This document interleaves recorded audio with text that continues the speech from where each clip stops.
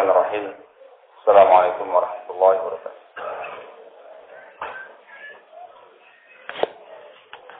Innal hamdalillah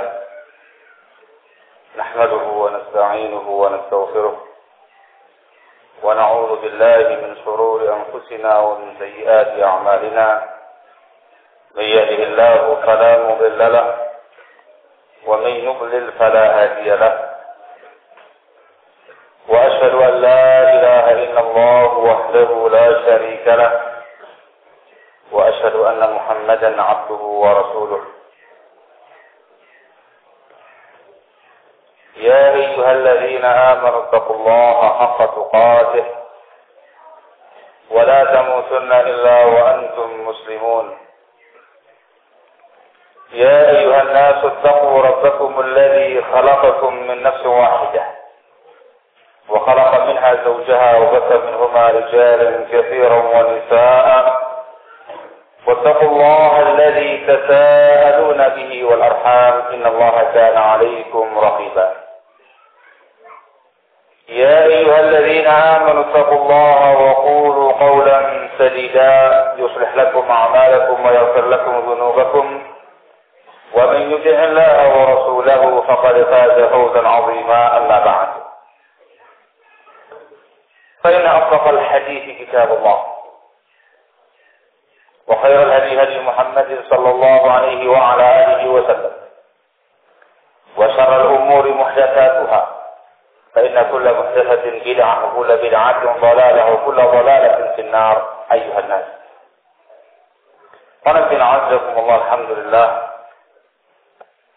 kita bersyukur kepada Allah Subhanahu wa taala yang memberi kemudahan kepada kita untuk kembali bertemu di masjid ini, di ma'had ini, tempat ini, setelah cukup lama majelis yang semacam ini belum bisa diadakan.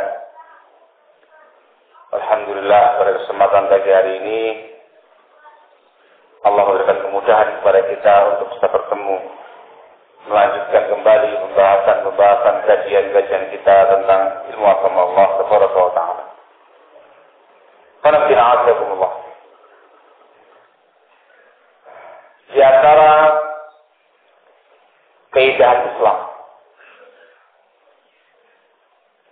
yang dibawa oleh Rasulullah sallallahu alaihi wa ala alihi wasallam, Islam itu memberikan bimbingan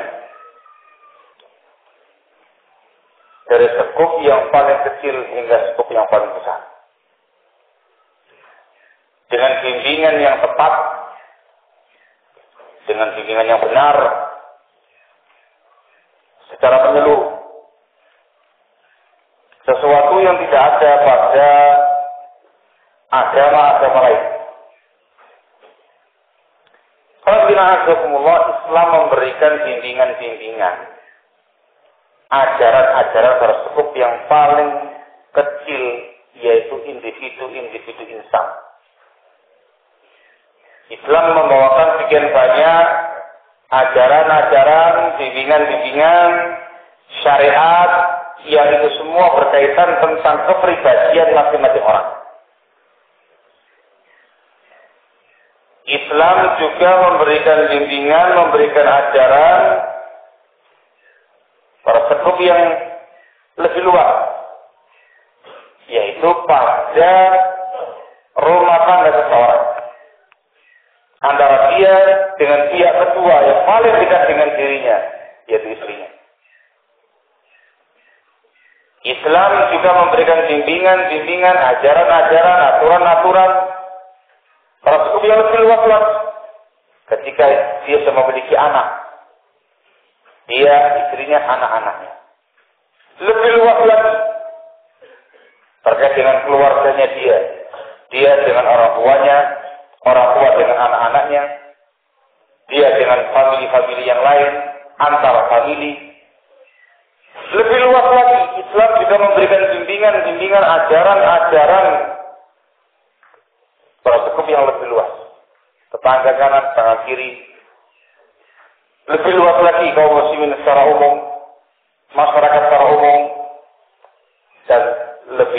daripada itu meliputi dan mencakup semua bangsa manusia dan semua bangsa jin. Itu semuanya barakallahu fikum, Islam memiliki aturan, Islam memiliki bimbingan, memiliki ajaran-ajaran yang tepat, yang benar, menyeluruh, yang membawa kebahagiaan mereka dunia akhirat bagi mereka-mereka yang betul-betul mau melaksanakannya dengan baik dan benar. Ini sesuatu yang dipahami. Itulah makna ayat Allah Taala, "Al-yawma akmaltu lakum dinakum wa atmamtu 'alaikum ni'mati wa raditu lakum al-Islam dinan." Pada hari ini aku telah sempurnakan untuk kalian agama kalian. Dan aku cukupkan nikmatku atas kalian dan saya ridha Islam sebagai agama kalian. Islam sempurna, Islam menyeluruh, dari mulai yang terkecil sampai yang terbesar, dari yang cukupnya sampai yang paling luas, dalam semua aspek kehidupan, dari mulai masalah akidah sampai masalah keseharian. Kemudian Allah, Islam sebagai upaya untuk menyampaikan bimbingan-bimbingan tadi, ajaran-ajaran tadi supaya sampai kepada semua lapisan masing-masing insan, dari sekup yang paling sempit sampai yang paling besar tadi. Dalam Islam ada perantara-perantaranya. Ada orang-orang tertentu yang secara Islam, secara syar'i ditunjuk sebagai pihak yang menyampaikannya. Maka dalam Islam kita mengenal adanya para anbiya wal mursalin. Para nabi-nabi, para rasul-rasul dari mulai semenjak yang pertama sampai yang terakhir. Sebagai Rasulullah, utusan-utusan Allah yang bertugas untuk menyampaikan bimbingan-bimbingan Islam tadi, bimbingan-bimbingan Allah tadi, supaya sampai kepada semua suku di atas. Individu sampai seluruh bangsa manusia dan bangsa jin at-taqalain al-mukallaf. Mereka lah yang membawa risalah. Mereka lah yang mengajari ummah. Mereka lah Allah jadikan sebagai sebab kebahagiaan semua umat manusia dan jin dalam urusan dunianya dan juga akhirat. Barang siapa yang mentaati mereka, mengamalkan apa yang mereka bimbingkan, dia akan selamat dunia akhirat, bahagia dunia akhirat.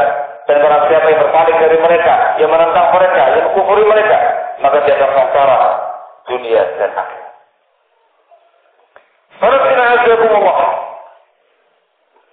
Begitu pula setelah selesainya masa-masa kenabian dan masa-masa kerasulan, Allah Subhanahu wa Ta'ala secara syar'i menunjuk pihak-pihak tertentu sebagai perantara untuk menyampaikan bimbingan-bimbingan syariat kepada semua lapisan tadi. Kalau pada masa Anbiya wal Mursalin mereka lah sebagai utusan Allah, setelah selesainya era Nabi dan era Rasul, yang ditunjuk ialah para pewaris-pewaris Nabi, warasatul Anbiya, pewaris-pewaris Nabi. Mereka adalah para ulama. Ulama itu dikenal sebagai sufara, delegasi yang menghubungkan antara umat dengan para Anbiya wal Mursalin, yang menghubungkan antara umat dengan bimbingan para Anbiya wal Mursalin yang dulu mereka sampaikan.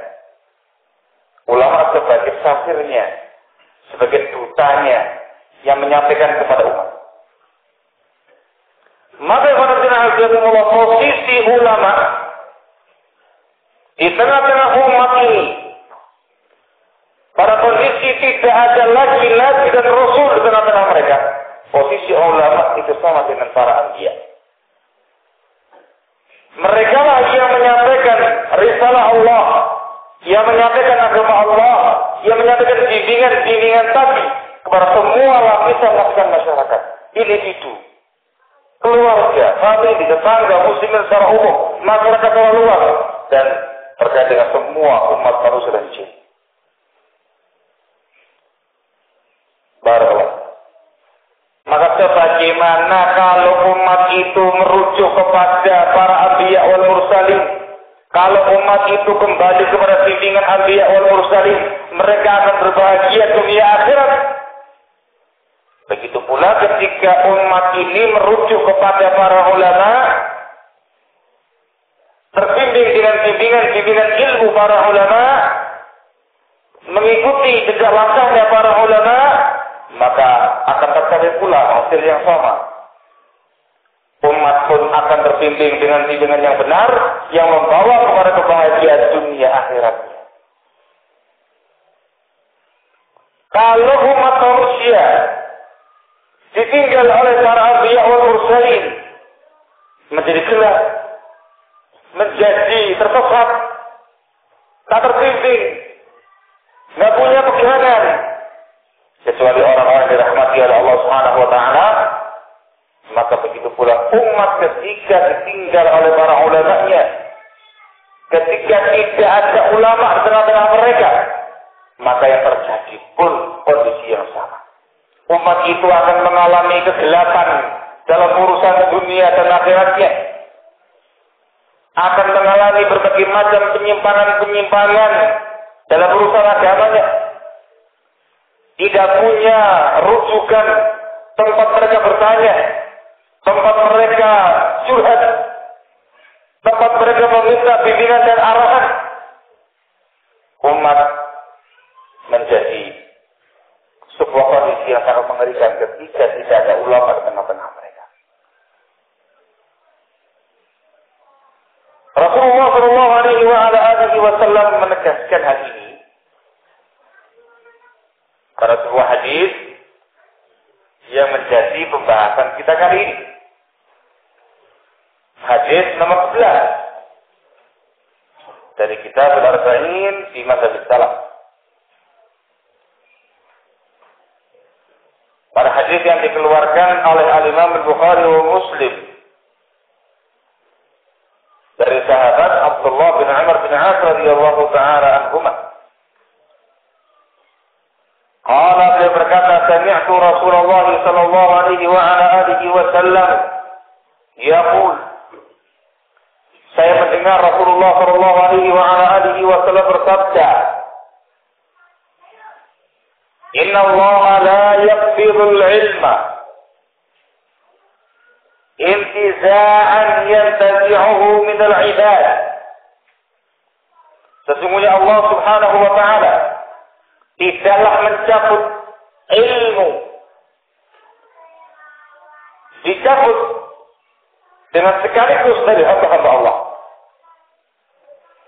Walakin yaqbidul ilma biqabdil ulama. Namun Allah subhanahu wa ta'ala mencabut ilmu dengan mewafatkan para ulama. Hatta idza lam yubqi aliman. Ini syahidnya kita.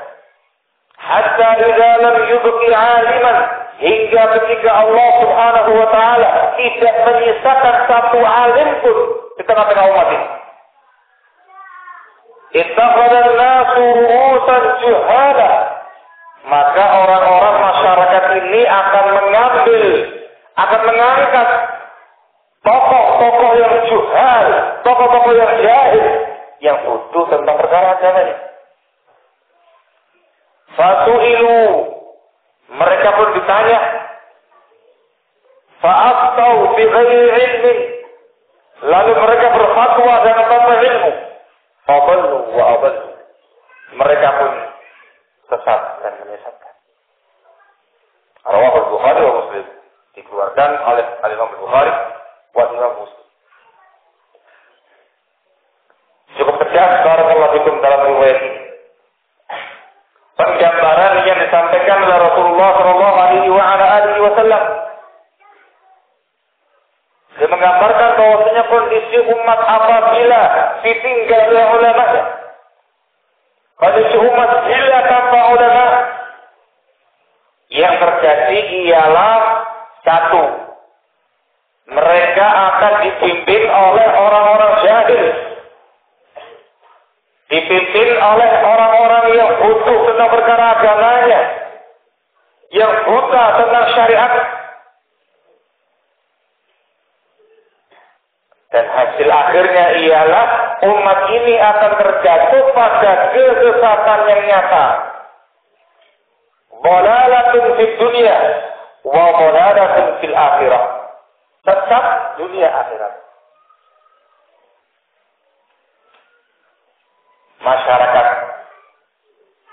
umum itu lebih dikenal dengan sebutan awam, gitu ya. Ya. Awam seperti ini. Yang namanya awam dikatakan oleh sebagian masyayikhna itu diambil dari kata-kata ami atau diambil dari kata-kata ama. Ama itu buta. Ama dikatakan awam, orang-orang yang buta. Maknanya buta tentang perkara agamanya. Para awam dia diman yaqutuhu.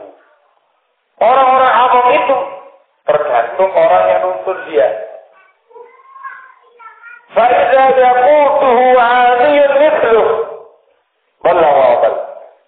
Nah, kalau umat itu dituntut oleh orang awam juga, yang buta ilmu agama kayak mereka juga, maka sesat dan menyesatkan. Yang nuntun ialah para juhal, ru'asa, juhal, pokok-pokok yang jahil, yang buta tentang perkara agama. Diumpamakan kayak orang bijak nuntun orang bijak, sama-sama bijak nuntun. Kira-kira sama-sama selamat atau sama-sama binasa? Jawabannya sama-sama binasa. Di depan ada lubang, satu-satu, jatuh dua-duanya. Barakallah. Itu penggambaran sebagian ulama kita terkait dengan. Sementara orang yang alim, para ulama itu diumpamakan seperti lentera, siraj. Diumpamakan seperti lentera yang menerangi jalannya sekian banyak umat.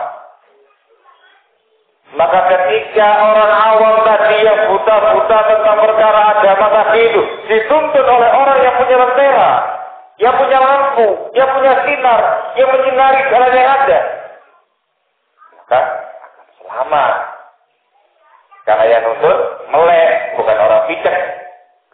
Kemudian tidak punya lampu, jalan di siang hari, nggak ada masalah. Jalan di malam hari, dia juga punya lampu, diterangi. Ada lubang, disingkirkan. Awas, ada lubang, belok sana sedikit. Awas, ada lubang, melangkah sedikit. Awas itu, begitu. Berhenti, nggak mungkin dilewati, dan segala macamnya. Ayo, lari, gunung Merapi erupsi, contohnya. Kayak gitu ya. Pada waktu itu dikatakan alim yang menuntun mereka. Maka keberadaan para ulama di tengah-tengah umat itu sesuatu yang sangat-sangat dibutuhkan oleh umat. Kebutuhan umat kepada ulama itu lebih daripada butuhnya umat kepada makan dan minum. Barakallahu. Dikarenakan ulama itu tidak menyentuh tentang urusan makan dan minum saja, tetapi ulama itu berkaitan dengan urusan duniawiyah dan ukhrawiyah mereka. Baik. Ulama yang memberikan bimbingan fatwa kepada umat. Umat akan selamat dengan bimbingan para ulama. Anda perhatikan kisah tentang seseorang yang membunuh 100 nyawa. Barakallahu fikum. Allah selamatkan dia yang betul-betul punya semangat yang sangat tinggi bertobat kepada Allah Taala, menghentikan kekejamannya. Allah selamatkan dia dengan para ulama. Disebutkan dalam riwayat yang panjang itu ada seorang yang pada masa lalu membunuh 99 nyawa. Dia kepingin bertobat dengan tobat dan nasuha. Bertanya kepada masyarakatnya, siapakah orang yang paling alim di tempat ini? Ditunjuk kan rahib, ahli ibadah. Ibadah apa itu? sana. Menyatakan saya ini sudah membunuh 99 nyawa. Saya kepingin taubat, apakah saya bisa bertaubat? Nah, ibadah memandangnya bukan ainul ilmi, bukan dengan pandangan ilmu syar'i, tapi menggunakan pandangan ibadah tanpa ilmu. Bayangan dia, satu nyawa yang melayang dari kamu saja, dosanya sangat besar.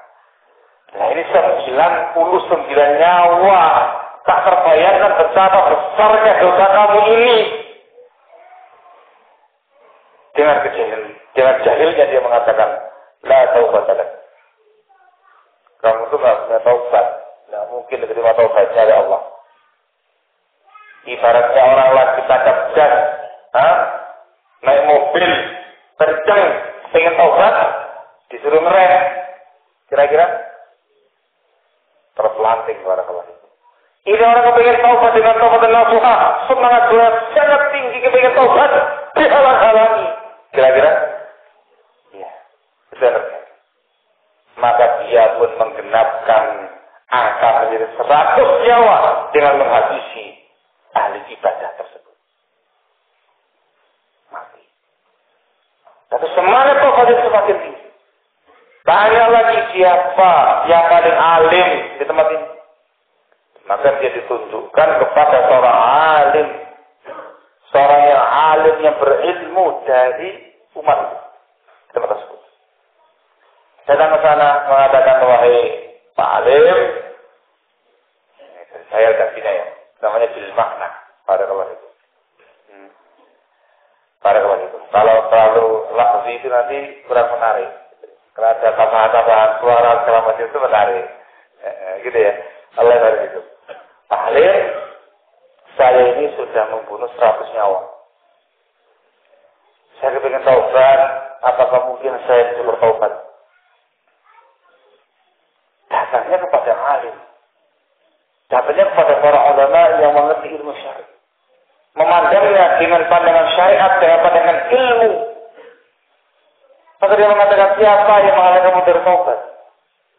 Allah mengampuni semua dosa. Kamu punya taubat. Tapi kamu sekarang tinggal di sebuah tempat, di sebuah lingkungan yang di situ banyak orang-orang rusak. Pergi ke sebuah tempat.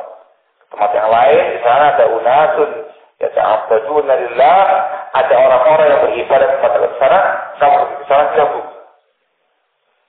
Semangat. Sampai akhir bisa, dia meninggal dunia di tengah jalan ketika menuju ke tempat yang baik untuk ibadah kepada Allah. Akhir cerita disebutkan bahwasanya orang tersebut akhirnya nyawanya dicabut oleh malaikat rahmat, diterima taubatnya oleh Allah Subhanahu wa taala. Selamat. Allah selamatkan dia melalui para ulama kita. Begitu pula umat. Mereka semua akan terselamatkan dari berbagai macam penyimpangan ketika semuanya merujuk dan kembali kepada para ulama. Oleh karena itulah, dalam Islam, ulama itu ditunjuk sebagai marji', sebagai tempat rujukan umat dalam semua kehidupan mereka. Allah mengatakan dalam firman-Nya di ayat sangat masyhur dalam renungan semua. Allah mengatakan, "Was'alu wa tafassalu ahla dzikri in kuntum la ta'lamun." Tanyakan kepada para ulama kalau kamu tidak mengetahui. Bahkan Allah mengecam tindakan masyarakat yang tidak mau kembali kepada para ulama ketika terjadi sesuatu di tengah-tengah mereka. Baik sesuatu yang sifatnya aman, menyenangkan, atau sesuatu yang sifatnya menakutkan. Allah menegaskan dalam firman-Nya di An-Nisa, "Wa idza ja'ahum amrun min al-amri aw al-khawfi ada'u bih."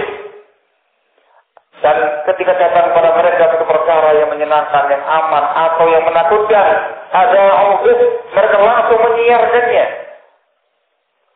Allah mengatakan, "Walau radduhu ila rasuli wa ila ulil amri minhum la'alimahu alladhina yastanbitunahu minhum."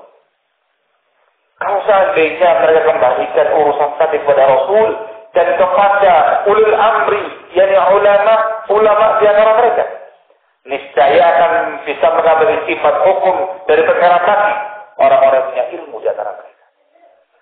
Ini adabun nabawi, adab dari Allah Subhanahu wa taala, adab dari Rasulullah sallallahu alaihi wasallam, supaya umat ini kembali kepada ulamanya dalam semua urusan yang menyenangkan, semua bab-bab yang ada dikembalikan kepada para ulama. Dikarenakan mereka Allah, orang yang ditunjuk secara langsung, secara syar'i sebagai tempat kerujukan, dan pada mereka lah adanya keselamatan. Barakallahu. Dari sini pula barakallahu. Secara syar'i pula,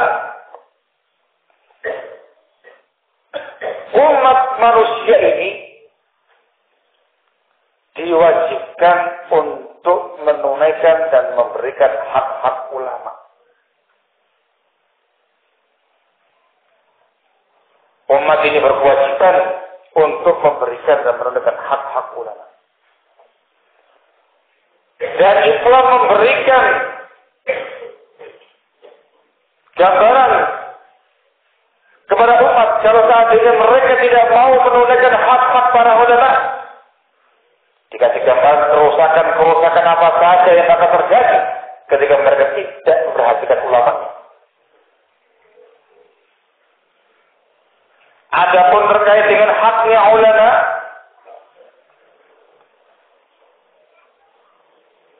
ialah ihtiramuhum, memuliakan para ulama dengan ilmu yang mereka miliki. Ihtiram.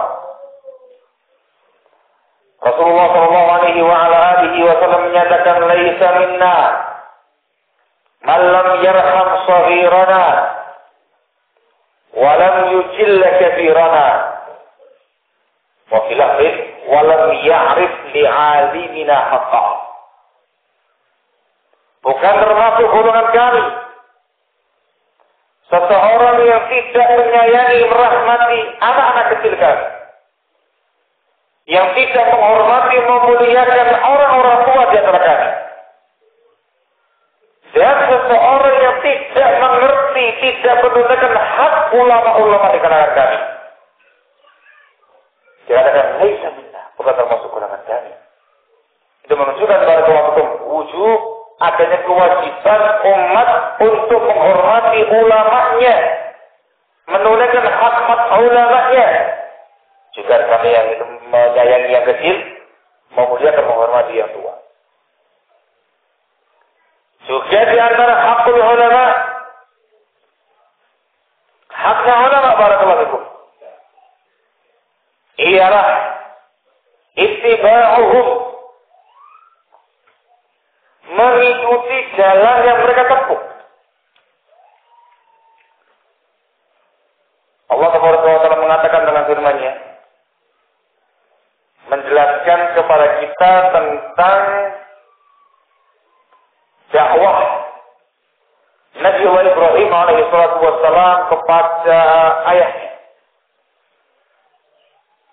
Disebutkan dalam surat Maryam. Allah Subhanahu wa taala mengisahkan tentang bagaimana Nabi Ibrahim alaihissalam mendakwai ayahnya. Di antara kalimat yang Allah bagikan dalam Al-Quran, dakwah Nabi Ibrahim kepada bapaknya, Allah mengatakan dalam firman-Nya, menyebutkan tentang ucapan Nabi Ibrahim, "Ya abadi, inni qad ja'akum minal ilmi ma lam ya'tika fattabi'ni ahdika siratan sawiyya." Yang artinya, wahai Romo, itu sebutan halus ya, wahai Romo. Ketika ngomong orang Jawa Timur jadi kita kaget. Gimana ngomongnya? Kanjeng Romo gitu ya. Awal hari. Itulah ya adab, panggilan pada orang tua yang sangat halus, sangat sopan. Inni qad ja'ani minal ilmi, Sesungguhnya telah datang kepada aku ilmu. Mana dia tidak yang belum sampai kepada engkau. Fattabi'ni, ini syahidnya. Fattabi'ni, maka ikutilah aku. Ikutilah aku yang punya ilmu ini. Apa keutamanya? Tahdika suratan sawiyah. Aku akan tunjukkan kepada engkau ya, kepada engkau wahai ayah, wahai romo, siratan sawiyah, jalan yang lurus. Itu ada kata-kata fattabi'ni. Dari ayat ini diambil faedah oleh para ulama kita. Di antara hakul ulama yang harus ditunaikan oleh umat, ialah umat ini diharuskan mengikuti jalan yang ditempuh oleh para ulama. Dan keutamanya bagi orang-orang yang mengikuti jalannya para ulama, mereka akan terpimpin kepada jalan yang lurus, terpimpin kepada jalan yang benar.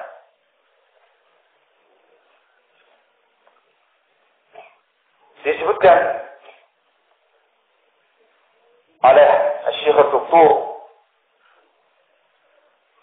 Muhammad Umar Razul, hafizahullah taala, qiraah yang barusan dari sini, ketika membawakan ayat di atas dalam risalah beliau yang berjudul Makanatul Ulama, beliau menyatakan, "Faman ittaba'al ulama ittaba'a as-siratal mustaqim. Wa man khalafa al-ulama wa dha'a haqqahum faqad kharaja ila sabil syaitan.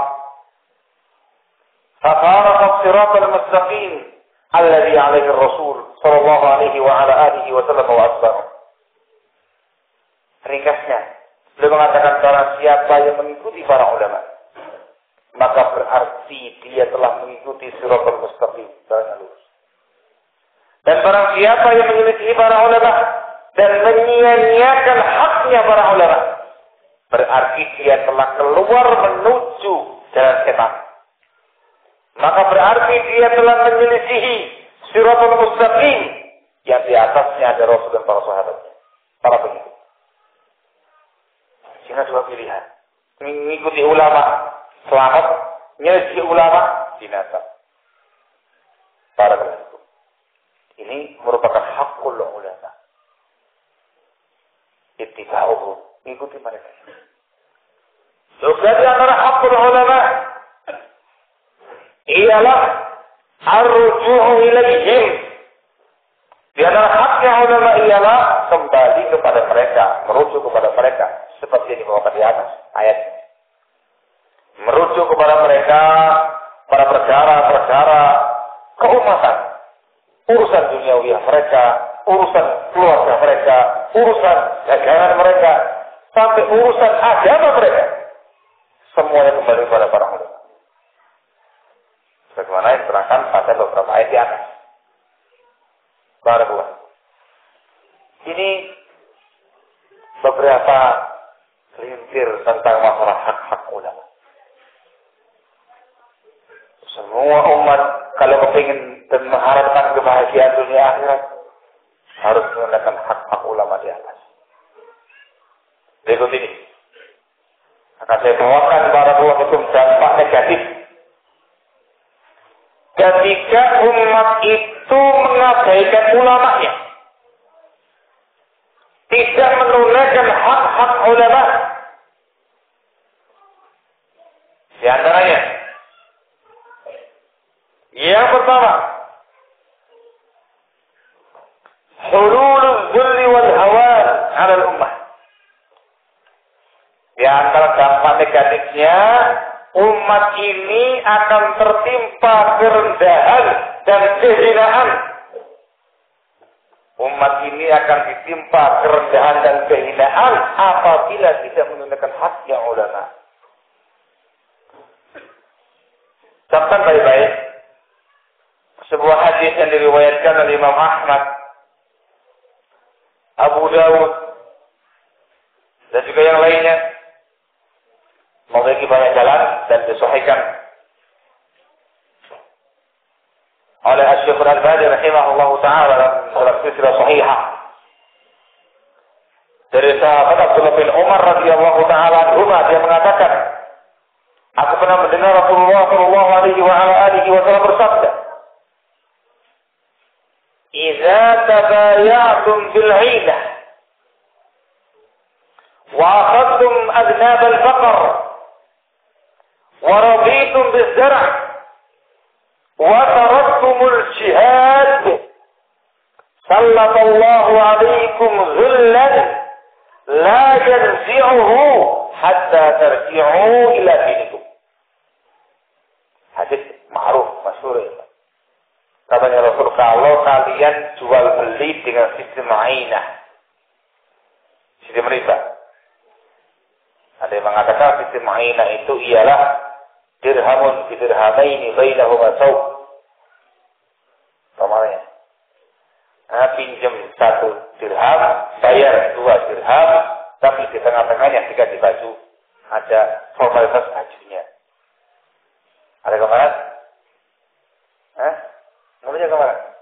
Saya kepingin, saya butuh uang. Saya butuh uang, kepingin pinjam uang sama si Fulan. Fulan, saya butuh uang. Pinjam sama 1 dirham saja. Oh, tidak ada. Atau tidak bisa. Tapi gini, saya punya baju ini. Enggak kaos, apa gitu ya. Baju ya, Pak. Saya punya baju. Ini baju saya jual kepada antum, harganya 2 dirham. Ya. Iya, saya nggak punya uang. Saya mau pinjam uang, bukan mau beli baju ini. Beli baju. Ini saya beli lagi baju kamu. Kamu beli baju saya ini 2 dirham, tempo. Sebulan, 2 bulan, sepakati. Tak ambil bajunya ini. Sudah? Dia ngomong, sudah tak beli bajunya antum. Tak beli bajunya antum dengan harga 1 dirham cash. Mau? Ya itu yang saya inginkan, cashnya itu. Ya, nih baju. Mana? Uang. Maka dia membeli baju tadi 1 dirham. Saya terima uangnya, dia terima bajunya. Dalam keadaan saya masih punya apa ini? Masih punya utang pada dia 2 dirham yang pertama tadi. Tadi. Intinya saya pinjam 1 dirham, bayar 2 dirham, tapi ada formalitas baju. Itu namanya bai'ul 'ainah.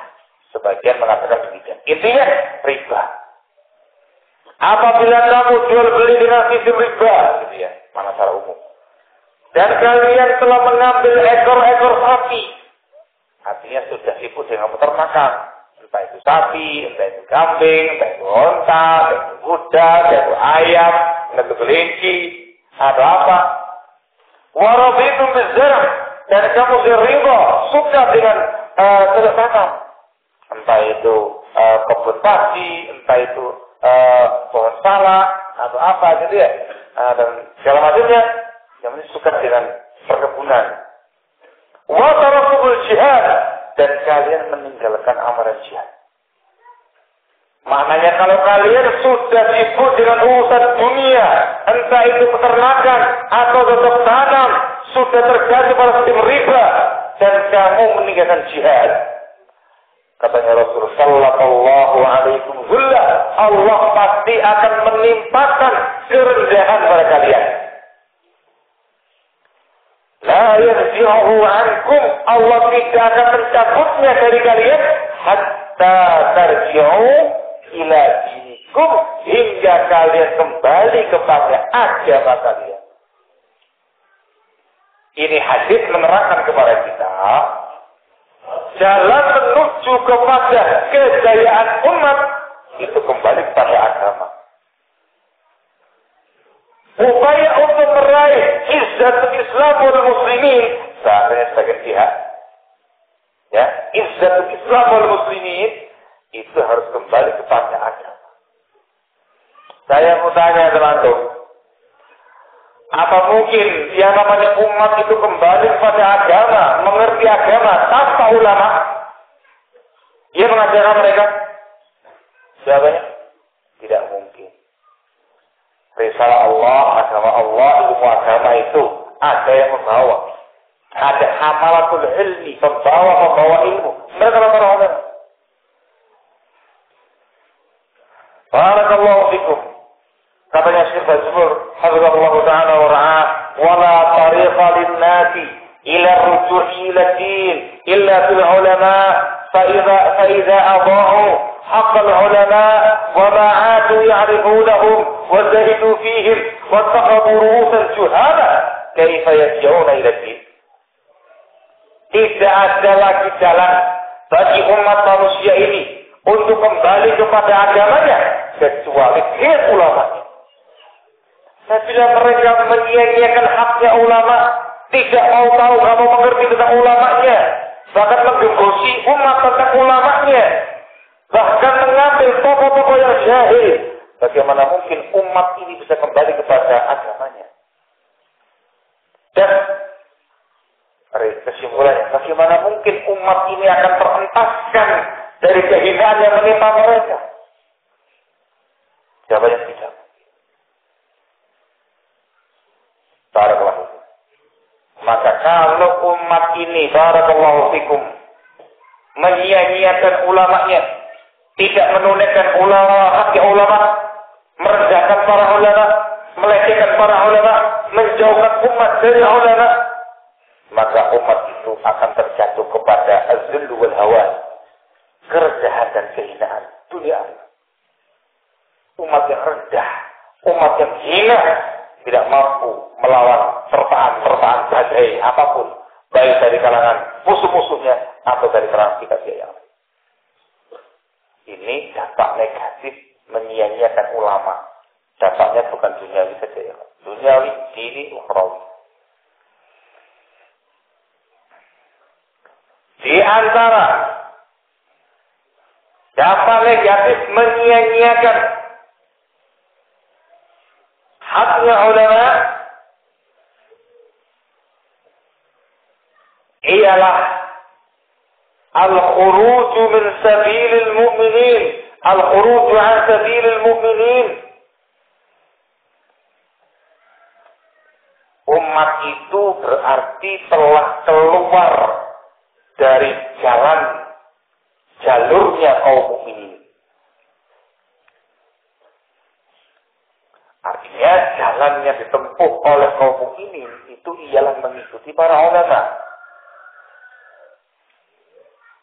Kalau kemudian umat itu berbalik tidak mau ikut dengan ulamanya, mengesampingkan ulamanya, tidak menunaikan hak-hak ulama, berarti mereka telah keluar dari jalannya kaum mukminin, dan ini jalan yang ditempuh oleh orang-orang yang diancam dengan neraka. Allah mengatakan dalam firman-Nya yang disebutkan di An-Nisa ayat yang ke-115, Allah Subhanahu wa ta'ala menegaskan dalam firman-Nya, "Wa man yushaqiqir rasul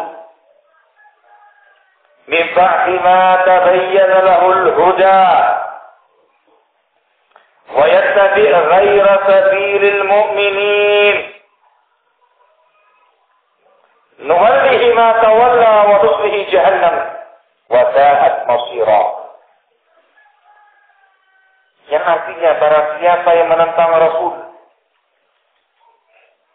barang siapa yang menentang Rasul setelah datang jelas bagi dia petunjuk, wa yattabi' ghayra sabilil mu'minin, dan dia mengikuti selain jalannya kaum mukminin, maka akan kami palingkan kemana dia berpaling, dan nanti di hari kiamat akan kami masukkan dia ke dalam neraka Jahannam, dan Jahannam itu sejelek-jelek tempat kembali. Barakallah. Merujuk kepada ulama itu bimbingan Rasul.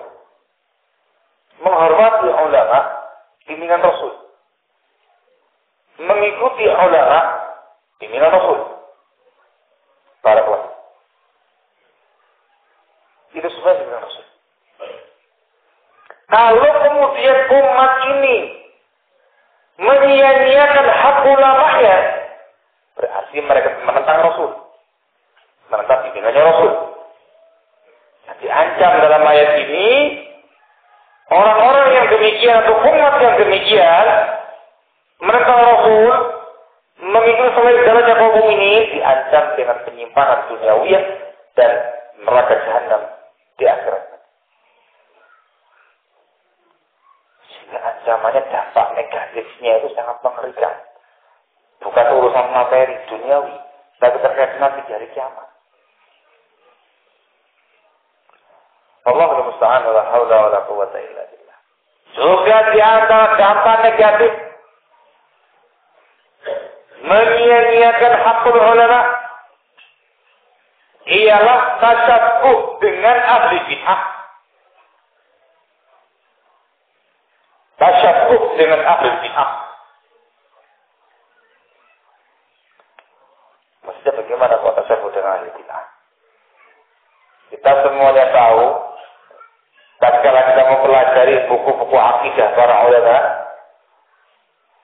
dan ketika kita membaca tentang alamatu ahli bid'ah, ciri-cirinya ahli bid'ah, disebutkan di sana barakallahu fikum bahwasanya ciri khasnya ahli bid'ah yang tidak mungkin mereka tutup-tutupi. Alamat badiyah ghasirah, ciri-ciri yang tampak, yang sangat tampak jelas. Ciri-ciri ahli bid'ah itu ialah intiqasul ulama, melecehkan para ulama, mencaci maki para ulama, merendahkan para ulama. Seperti ucapan Al-Imam Abu Hatim Ar-Razi rahimahullah ketika menjelaskan tentang ciri-ciri ulama, dikatakan min alamati ahli bidah al-waqi'atu fi ahli al-athar. Termasuk ciri-ciri ahli bid'ah ialah mencela, melecehkan ahlul athar, yakni ahlul hadis, ahlul ilmi, para ulama. Barakallahu. Tidak. Kalau kemudian umat ini mengabaikan ulamanya, mengesampingkan ulamanya, tidak menunaikan hak-hak ulama, maka umat itu tasyabbuh, menyerupai langkah-langkah yang ditempuh oleh ashabul ahwa'i wal bid'ah. Kalau kemudian umat ini mencocoki dan meniru langkah ahlul bid'ah, ya ujung-ujungnya ialah kesengsaraan dunia akhirat nanti di yaumul qiyamah dengan neraka. Wa iyyakum wa muhdatsatil umur, fa inna kulla muhdatsatin bid'ah wa kulla bid'atin dhalalah wa kulla dhalalatin. Dampaknya pun sangat mengerikan. Allahul musta'an. Juga di antara dampak negatif ketika umat ini menyia-nyiakan hakul ulama ialah yang disebutkan dalam hadis Abdullah bin Amr bin As dalam riwayat Bukhari. Barakallahu. Umat ini akan terjatuh pada dalal kesesatan yang nyata, jauh dari siratal mustaqim. Hatta idza lam yubqi 'aliman اتخذ الناس رؤوسا جهالا فسئلوا فأفتوا بغير علم فضلوا وأضلوا. Setelah umat ini bila tanpa ulama, binasalah umat ini bila ditinggal mati oleh seluruh ulamanya. Hancurlah umat ini ketika mereka mengabaikan dan meremehkan hak-hak ulama. Allahul musta'an wa la haula wa la quwwata illa. Dari sinilah ya ikhwan, banyak sekali pihak-pihak yang berupaya untuk menghancurkan umat melalui jalur ini.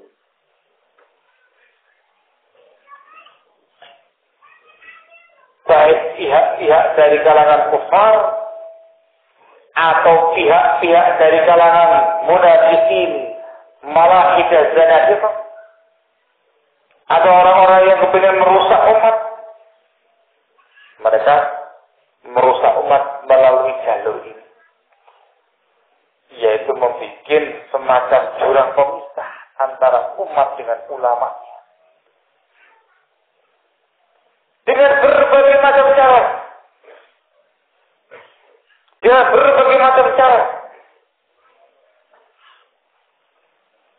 Cara yang paling arogan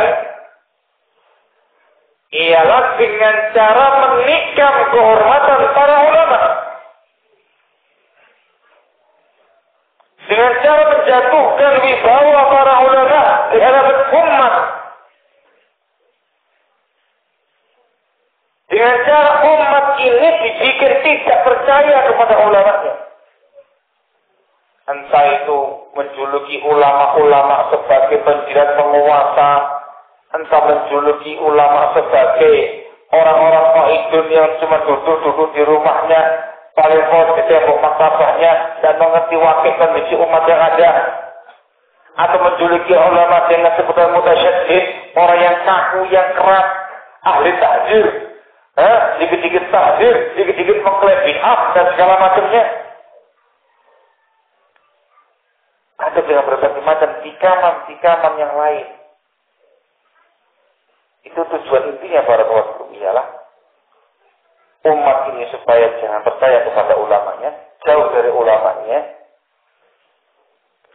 menjatuhkan martabat para ulama, maka hasil akhirnya ialah ibtalus syara', membatalkan syariat. Begitu umat yang lepas sedikit demi sedikit dari ulamanya, mufasalah tamat, terpisah secara total, maka tunggu saat kehancuran umat tersebut dengan berbagai macam cara. Ada pula dengan cara at-tazhidu fil ilm. Kalau tadi menikah ulamanya, cara kedua yang dilakukan oleh para perusak umat ini dengan cara tazhid fil ilmi syar'i. Tazhid itu artinya apa? Kalau bahasa lafziahnya membuat umat zuhud tentang ilmu syar'i. Itu bukan zuhud dunia, tapi zuhud ilmu. Apa bahasanya? Gimana bahasanya? Membuat umat itu apa bahasa yang pas itu? Kok tidak benci? Yang zuhud lah ya dalam perkara ilmunya. Ya ujung-ujungnya kopi kepada ilmu. Barakallahu. Dengan berbagai macam isu-isu yang berkembangkan. Entah dengan cara isu, kalau kamu itu belajar ilmu agama terus masa depan kamu tuh bagaimana? Belajar ilmu agama itu tidak kemudian bisa membuat kamu duduk di kursi perusahaan. Belajar ilmu agama itu dipertanyakan keduniaannya. Kamu tuh masih muda, masa depan kamu tuh panjang. Kalau kamu menikah, kamu mau menciptakan apa sama anak kamu, istri kamu? Terus bagaimana masa depan kamu? Jika seperti itu, dibayang-bayang rasa ketakutan yang sangat kalau belajar ilmu agama pasti kiri. Allah itu. Padahal ya begitu biar mana-mana. Juga terkena dikembang lagi dengan cara yang lainnya lagi. Melihat para pemuda-pemuda Muslim yang semangat untuk mengkaji kepada Allah, ditazhid. Hati-hati kamu kalau belajar ilmu-ilmu kayak gini. Jangan-jangan kamu nanti kayak Amrozi itu. Jangan-jangan kamu sebentar lagi disuruh untuk melakukan tindakan bom-bom yang ada di sana itu. Tuh, dikit-dikit bolos, dikit-dikit tuh, disuruh bapak untuk sekolah, nggak sekolah, disuruh bapak kuliah, bolos kuliah. Nah, kemana dia coba? Tuh, Senin ngaji, Ya. Senin ngaji. Senin kan punya orang sekolah gitu. Kalau nggak liburan. Nah, mana itu? Ini nggak beres ini. Sama siapa ngajinya itu? Tuh kan? Berjumpa? Tuh, lihat. Berjumpa? Tuh kan? Tuh. Itu. Terus. Digembosi semacam itu. Takut-takutnya umat belajar ilmu agama Allah. Seakan-akan kalau ada orang belajar ilmu agama, tetap kayak orang-orang yang mereka sebutkan di atas. Akhirnya ketakutan lagi. Allahul musta'an, upaya tazhid. Belum lagi yang namanya halangan-halangan, rintangan-rintangan dan segala macamnya. Betul-betul sangat besar perjuangan orang-orang yang berupaya keras untuk menimba ilmu agama dengan serius. Ini walaupun secara lesan tidak mungkin ada orang tua yang mengatakan aku mau merusak umat. Itu bisa ya Pak ya. Tetapi tindakan-tindakan mereka, upaya-upaya mereka itu barakallahu fikum, secara tidak langsung merusak generasi muda sekarang ini, merusak umatnya sendiri. Kenapa dijauhkan dari ilmu syar'i? Barakallahu fikum. Umat akan bahagia, akan sejahtera, akan tenang dunia akhiratnya ketika semua lapisan masyarakat, terutama pemuda-pemudanya, di atas ilmu agama yang jelas, ilmu agama yang mapan, ilmu agama yang benar. Terus bergandengan dengan para ulama yang betul-betul umat. Tasjidun fil ulama, tasjidun fil ilm. Itu yang saya dirasakan sangat dahsyat barakallahu fikum. Badai-badai yang menerpa ulama dan menerpa para ulama. Giliran yang bukan ulama, giliran orang-orang yang memang sedianya sebagai penyesat umat, Masya Allah, itu dikampanyekan, diorbitkan, ditampilkan dan segala macamnya. Orang berbondong-bondong untuk datang dan segala macamnya, padahal ya penyesat umat. Ya Pak ya? Kalau sudah urusan yang namanya dunia, semua mendukung. Dari mulai bapak, ibu, sampai bapak yang paling atas, sampai yang paling bawah, sampai famili sana, famili, semua pihak mendukung. Jangan khawatir. Bapak kamu kiri, paman masih ada. Keluarga kamu miskin, jangan khawatir. Saudara-saudara siap membantu Anda. Mau sampai di yang berapa? Mau S10? Kalau itu terus jalan. Subhanallah. Urusan begitu-begitu ya kan semangat. La haula wala quwwata illa billah. Allahul musta'an wa la haula wala quwwata illa billah. Ringkas ya karena azakumullah. Ngepres-ngepres terus susah harus dikembangkan. Dia jam terus saya kata dia. Allah ya. Ringkas ya karena azakumullah. Karena terbatas waktunya. Ringkas ya karena azakumullah. Umat apabila tidak ada ulama, maka yang terjadi ialah kehancuran, kesengsaraan, penyimpangan, dan kesesatan dunia akhirat. Barakallahu. Umat bila tidak ada di tengah-tengah mereka ilmu syar'i, maka mereka akan berada dalam kegelapan kejahilan, berbuah kepada kesesatan, penyimpangan yang menghasilkan kesengsaraan dunia dan akhirat.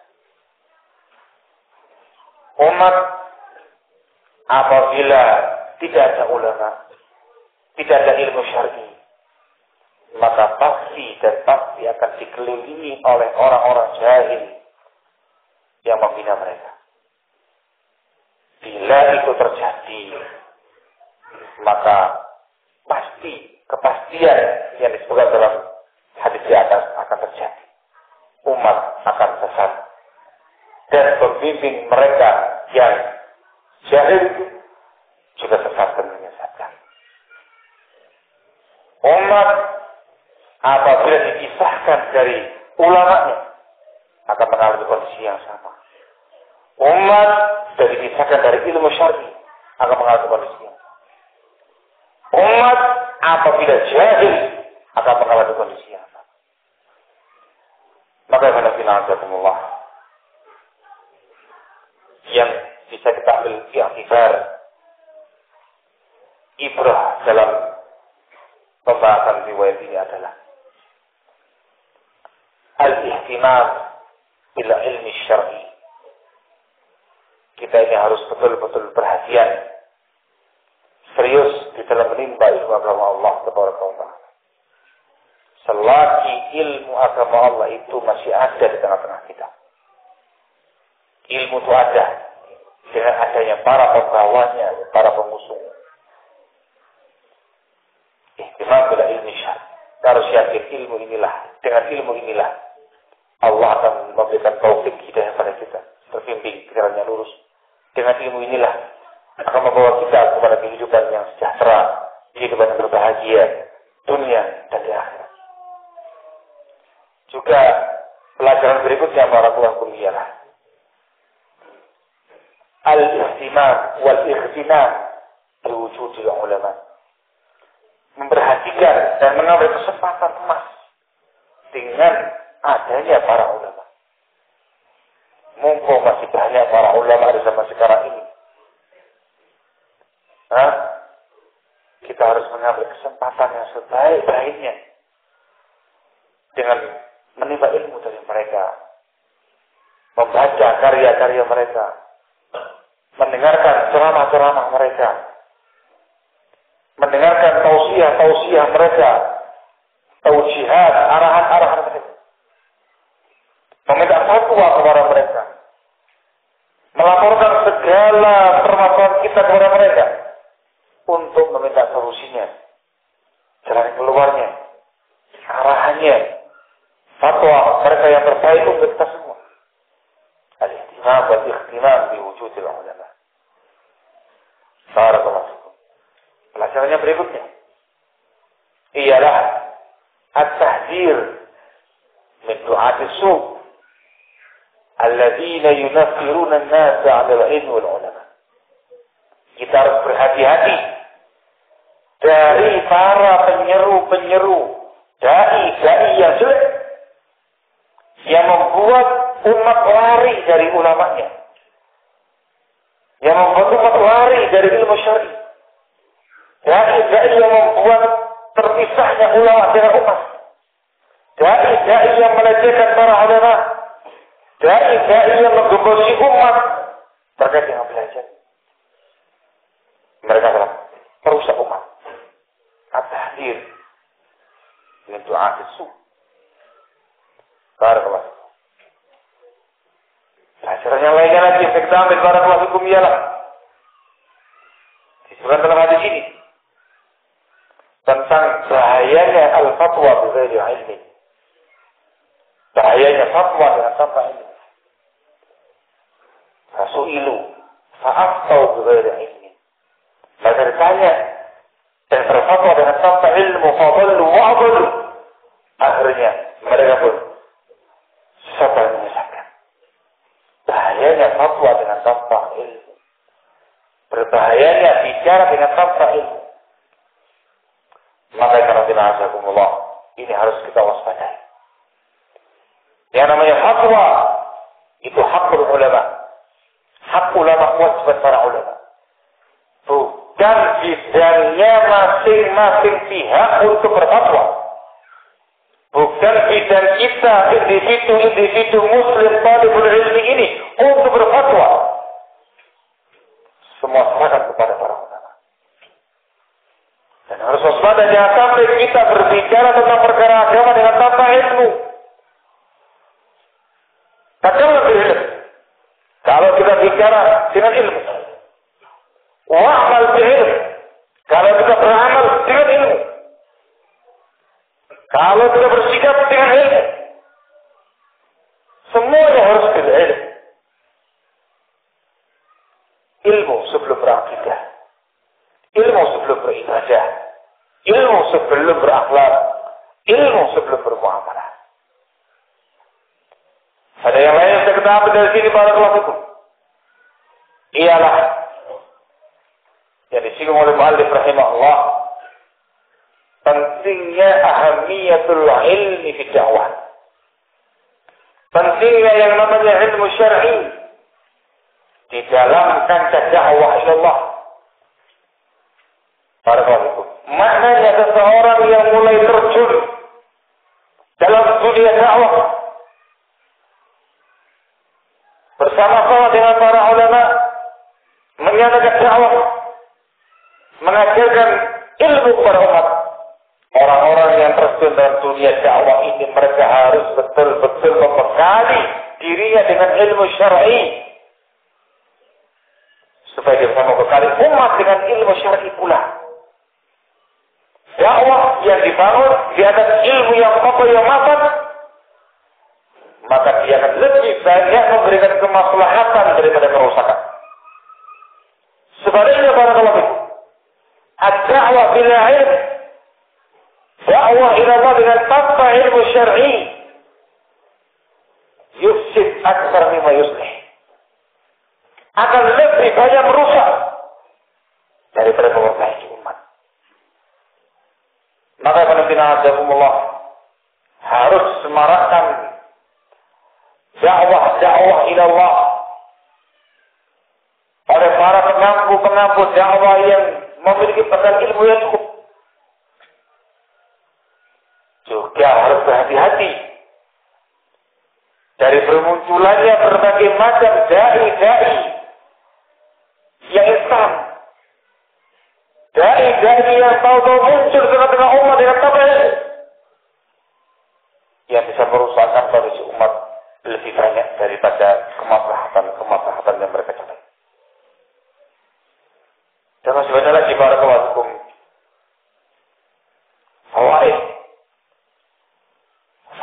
faedah yang bisa kita ambil dari hadis ini. Semuanya berkaitan tentang masalah ilmu dan ulama.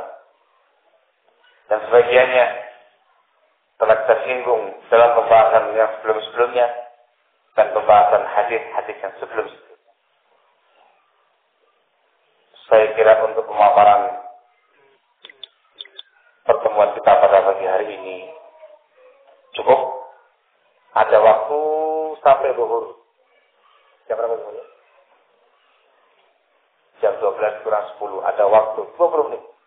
Dipotong 5 menit. Itu persiapan ya. Ada 4 jam. Barangkali sesuatu yang mau disampaikan. Mumpung di sini banyak masalah.